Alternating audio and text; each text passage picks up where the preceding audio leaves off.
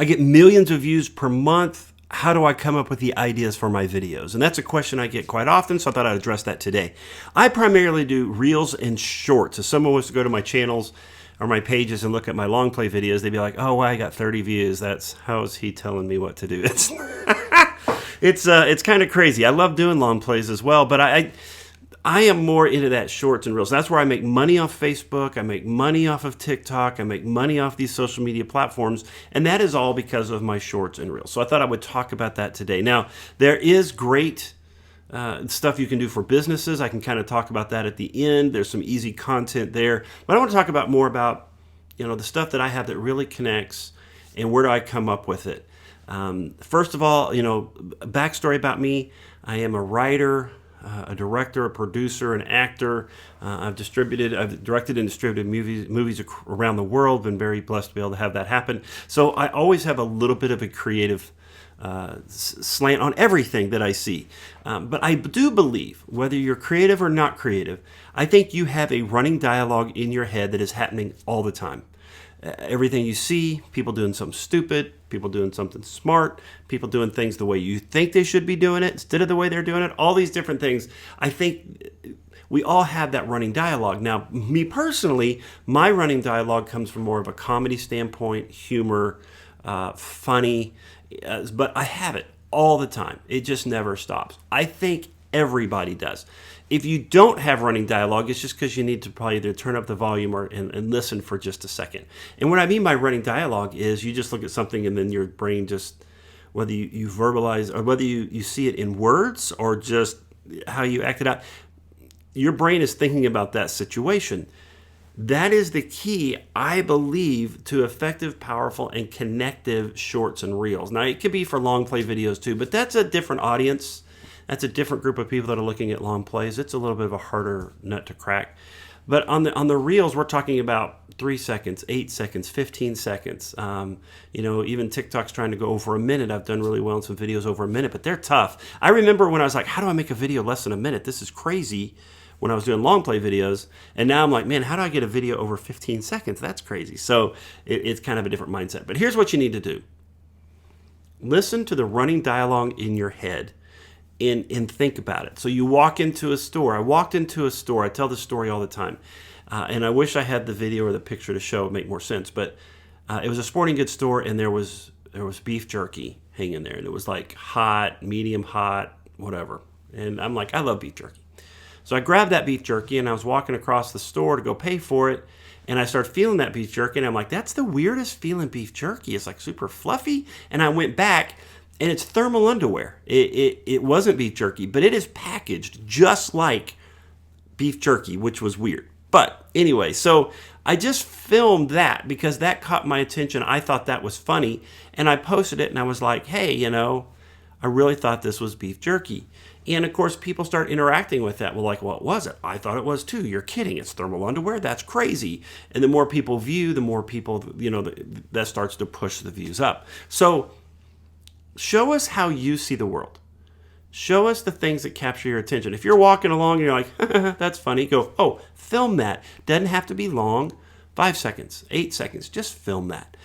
Something that you're like, that's stupid. Film that. Or what in the world's going on? Now, I typically don't film people. They seem to get upset about that. So I don't film people if I'm close up. If they're in a public setting, I had a wedding video that I filmed. There's 2 weddings happening on a beach. And I was going to film it as dueling weddings. Then it turned out this lady kind of walked through the wedding party. She didn't cause any problems, but I just thought it was funny.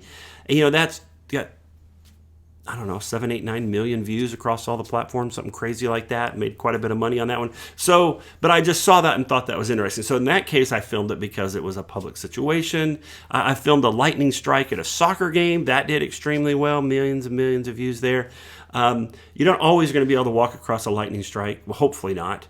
You don't want to be around for that. Or say for a wedding situation. But the normal day-to-day stuff, if I walk out and someone's parked funny, I film that. If I see something neat at the store, it doesn't always have to be funny, silly, or goofy. Just things that make you pause and look at it for a second. If it causes you to pause and look at it for a second, there's hundreds of thousands, if not millions of people that would have done the same thing if they walked by and saw it like you. Maybe it's a beautiful painting, or it's you're at the store and it's something new for sale and it caught your attention. Those kind of little moments give us insight into you. And the reason why I think it's powerful and why I continue to grow through these, within 3, 5, 8 seconds, you know who I am. You know my personality. You know what I find is funny. You know my sense of humor. You know the things that drive me nuts. You know my hobbies. You know all of that. And, we do business with people we know, like, and trust. Sorry, my dog just started going nuts there for no reason. So I guess we're okay. We good now? We're happy, Dwight? We're good? Okay. Anyway, show us insights in those short videos. That 3-second, that 5-second, that 8-second video. I got to see who you are, what your hobbies are, what your interests are, what you find funny. I know what your sense of humor is. I've learned all of these things about you. And whether you're doing business, we do business with people we know, like, and trust, but we also hang out with people we know, like, and trust. And it's the quickest way for people to be able to bond with you.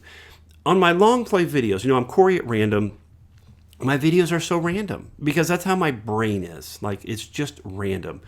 So my channel, sometimes it's a car channel, sometimes it's a movie channel, sometimes it's a self-help channel, sometimes it's a talking about videos channel. So from a long play standpoint, it's really hard for the algorithms to say, what is this guy about? Because, if you're into cars and all of a sudden you're watching my car channel and then all of a sudden it pops into how to make videos, how to make shorts like this, things like that, and then you're probably not going to be is staying glued to my channel. But if you're following me on other social media platforms where shorts and reels are really where it's at because you're wanting quick, fast entertainment, you're wanting to see what's happening in the world, then that's where I do better. And I think that's what it is. If I focused on one long play channels, I'd probably do really well. But that's not me. I like to do shorts. I like to do reels. I like to do the fast stuff. I think that's why I have been able to do so well, because I just capture the world as I see it. What's around me, what I think is funny, what I think is interesting.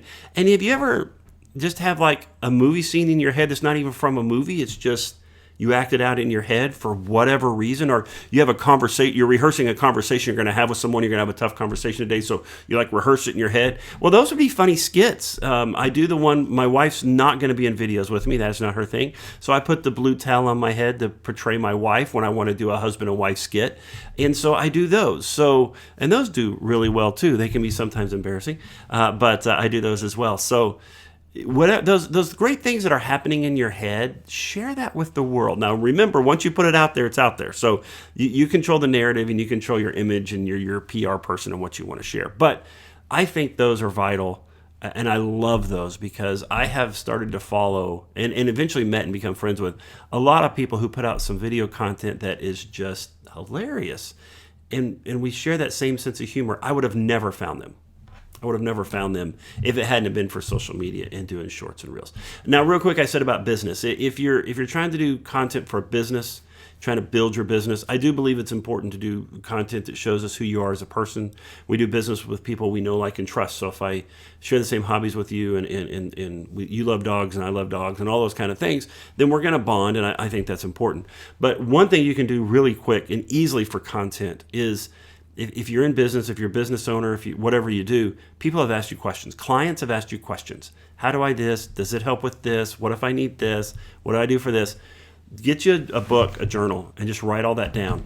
And all of that is content. That is your next 5 to 18-second video. You're going to lose money if you don't do this. When you buy your next house, your new home, you have to have it inspected. Whatever it is. And take those questions. Don't just be like, question of the day is, like I did, how I started this video. So I didn't even follow my own advice. But if you're doing a short or a reel, you got to get in there. You have 1.7 seconds to capture them. You have 3 seconds. They have to get to 3 seconds before it's a view. So you really need to get them. So do what the question is, but don't just state the question. Find out what the pain of the question is. What could go wrong if that question wasn't answered correctly? Start with the pain, go to the question, go to the answer. That's kind of a good method to do that. But yeah, so that's how I come up with all my silly stuff. It's just, or in any of my videos. It's just the running dialogue in my head. And now I do it not even with shorts and reels. I do a lot of posts that I see something and it makes me think of something, and I go to like a Canva or one of those apps, and I build a really quick picture of it and put my thought to it and put it out there, and those do really well. So I say, find that running narration in your head, that running dialogue in your head of how you see the world. Find a way to capture that so that you can share that with us and give us a chance to bond with you. I think that is powerful.